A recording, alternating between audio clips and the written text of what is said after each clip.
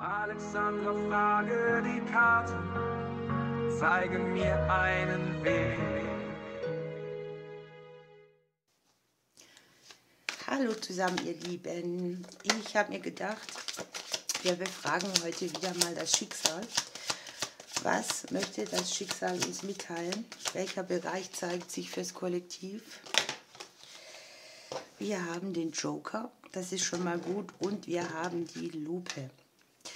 Möglicherweise ist es eine Aufforderung vom Schicksal, dass wir genauer hingucken, wo, in welchem Bereich wir vielleicht einen Joker haben, den wir noch nicht erkannt haben oder noch nicht gesehen. Möglicherweise ist der Joker, dass wir genauer hingucken. Wir haben das zweite Haus dabei, da geht es um unsere Talente, um den Besitz, um unsere Werte.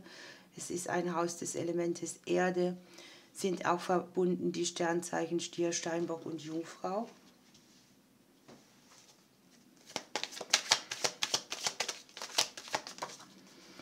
Wir haben die Venus dabei, das kleine Glück, die Schönheit, die Liebe.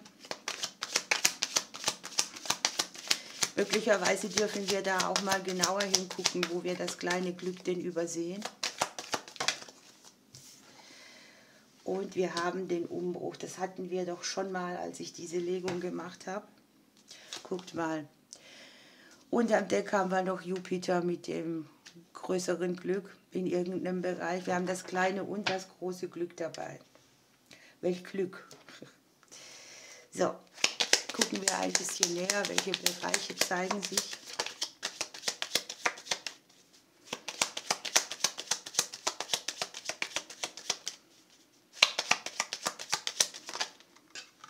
Die Ringe. Alles, was mit Verträgen, Verbindungen, Verbindlichkeiten zu tun hat, Beziehungsthemen. Vielleicht auch Kreisläufe, die man beenden kann.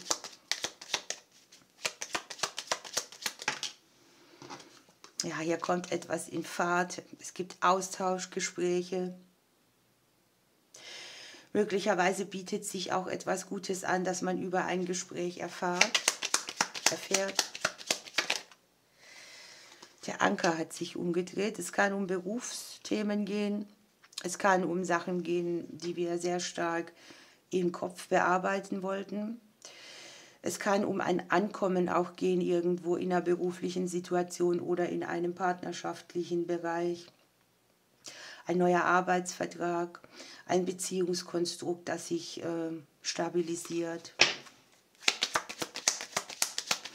Ich sehe auf der bewussten Ebene das Ausgeglichensein. Und jetzt haben wir hier noch die Blumen, wie fein. Etwas kommt so, wie wir wollen. Der ein oder andere hat hier im Beziehungsleben den Joker. Der ein oder andere hat im Arbeitsbereich einen richtig guten Joker. Etwas kommt so, wie wir es wollen, wie unser Unterbewusstsein es braucht. Können ja auch gute Aufträge sein irgendwo, ne?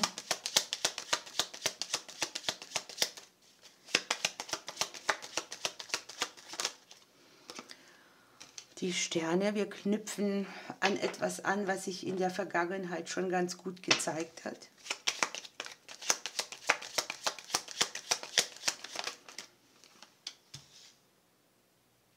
Hier ist tatsächlich Umbruch, ne? Alles, was so war, was sich im Kreis gedreht hat, geht hier weg. Es gibt ein anderes Fundament, ein anderes Gerüst, eine andere Stabilität.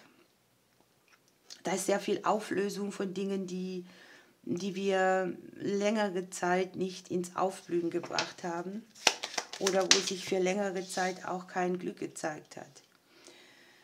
Die Legung könnte an die Selbstständigen gehen. Die Legung ist vielleicht auch an die, die sehr abhängig waren von Ämtern oder Behörden der Arbeit. Möglicherweise ist das Thema auf ich gehe unabhängig irgendwo durch. Der ein oder andere bekommt vielleicht auch ein Geschenk über ein Amt, was heißt ein Geschenk, ihr wisst, wie ich das meine, eine Zusage, etwas läuft gut.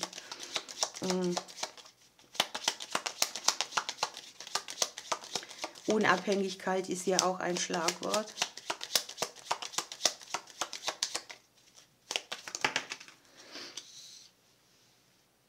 Es geht sehr viel um uns selbst, um unsere eigenen Grenzen. Der Umbruch könnte hier auch sein, dass man Mauern sprengt, dass man Gefängnismauern wegkriegt, dass man sich befreit fühlt, dass man die eigenen Grenzen oder Begrenzungen, die man sich hier gemacht hat, auch auflösen kann. Ich sehe weniger Arbeit, ja, weniger. Der eine oder andere möchte vielleicht auch wieder mehr rausgehen oder zeigt sich empfänglich für die Dinge.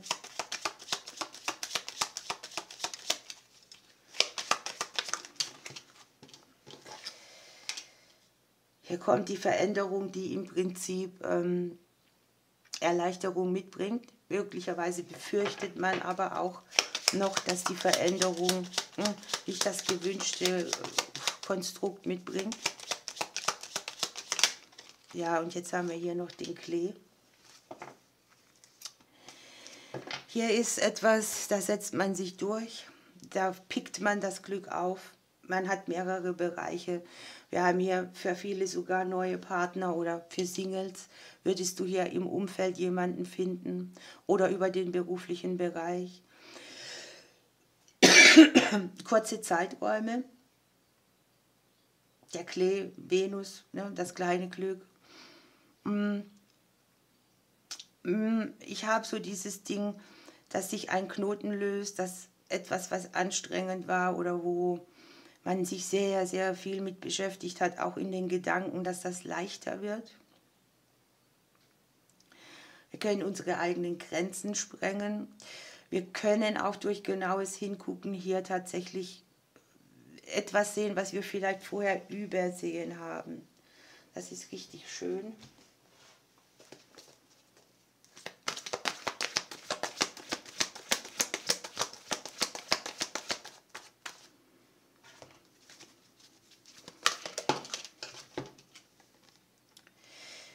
Die Schönheit, das passt zu Venus, finde ich. Und unterm Deck haben wir noch die verzauberte Wiese mit dem Thema Heiligtum. Vielleicht auch ein Prozess, wo man sich selbst wieder besser leiden kann, wo man in allem wieder das Schöne entdeckt oder die Weiblichkeit wegen mir auch. Man wendet den Blick einfach wieder den Dingen zu, die schön sind. Man nimmt die Umgebung anders wahr. Man guckt, dass man sich das Umfeld so gestaltet, dass es für einen selber schön ist. Das kann man schon mit minimalistischen Mitteln erreichen. Und die Karte sagt einfach, je mehr man die schönen Sachen erkennt, im Außen, in der Umgebung, in anderen, desto mehr Schönheit kommt auch in unser Leben. Wir fangen wieder an zu strahlen, wir fühlen uns mit Licht aufgefüllt. Man entspannt sich, man verbringt Zeit, man tanzt mal auch vor Freude. Man kann hier auf dem kleineren Bereich tatsächlich für so viel Schönheit sorgen. Und man wird dadurch auch so anmutig selbst innen drin. Mit der verzauberten Wiese haben wir hier tatsächlich, dass wir Energie auftanken, ne? Dass wir etwas weglassen, was destruktiv ist, dass wir unsere Batterien aufladen. Wir haben ja hier den Turm in unserem eigenen Haus drin und die Karte sagt schon auch, zieh dich zurück, tanke auf, wenn du magst, ne? Setze Dinge instand, repariere, was kaputt ist um dich herum. Einerseits sind wir hier im Außen, hier ist der Wunsch auch nach Rückzug, aber hier geht es tatsächlich darum, Energie aufzutanken, um auch anderen Zuflucht zu bieten. Die innere Führung, die jeder so hat, auch mal für sich anwenden. Auszeit nehmen, Entspannung, schöne Dinge machen. Also ja, das ist eine erleichternde Energie und darüber bin ich sehr froh, weil ich weiß, es ist für viele gerade auch schwierig. in unterschiedlichen Bereichen.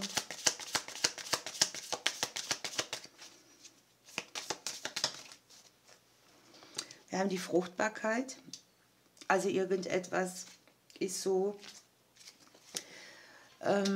dass es wieder neue Früchte hervorbringt.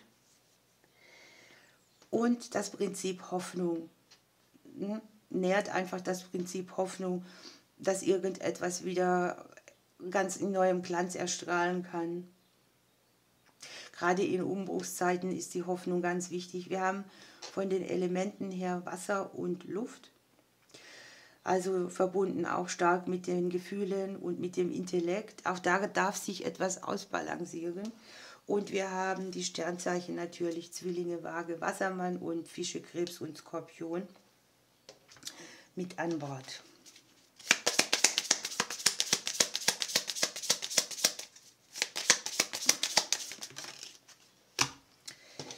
Hier ist jetzt die Karte, viel Geld gewinnen, rausgeflogen, lacht nicht, die heißt halt ebenso. Und die Karte sagt uns, oder das Schicksal sagt uns durch die Karte, das ist echt der Knüller. Man hat sich was erarbeitet sozusagen, man hat etwas durchgeboxt, man kann Reserven anlegen, ein gutes Leben genießen. Man hat vielleicht Geld- und Finanzthemen, die mehr im Ausgleich sind. Vielleicht ist Geld und Finanzen einfach auch ein Thema, das sich hier stabilisiert oder erledigt oder wo es irgendwo eine Chance gibt für ein Glück. Da kann auch sein, dass sich eine Glückssträhne ankündigt, denn das sagt die Karte, die und die auch. Also es ist echt, ich weiß gar nicht, was ich sagen soll. Dann nehmen wir noch ein Krafttier und dann lassen wir das Ganze so stehen. Welches Krafttier möchte uns das Schicksal mitgeben für diese Legung?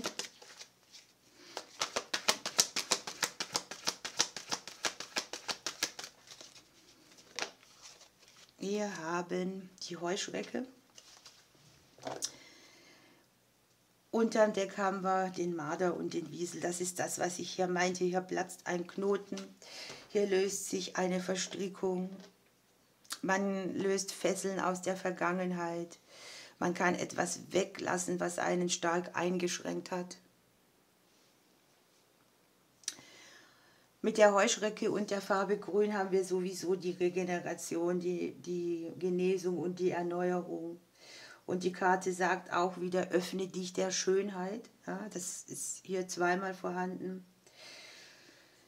Die Schönheit kann hier auch in einer Form von Fülle herkommen, die aus dem kreativen Bereich kommt, zum Beispiel Musik, Gesang, Künste.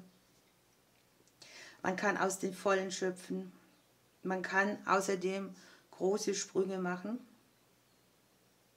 Dazu ist es nötig, dass man immer wieder anhält und guckt und reflektiert, aber auch gleichzeitig offen und flexibel bleibt für Impulse. Und die Karte sagt einfach, wenn ich mich der Fülle der Möglichkeiten öffne und das Beste auch erwarte, dann bringen die Vorhaben, die jeder so hat, auch Erfolg und Fruchtbarkeit mit. Ja, das ist schon eine tolle Energie. So, die letzte Karte, dann lassen wir das so stehen. Das sind zwei. Wir haben die Chance, uns zu unserer wahren Größe aufzurichten. Und wir haben Amors Pfeil dabei. Also auch die Liebe könnte es betreffen, einen neuen Partner.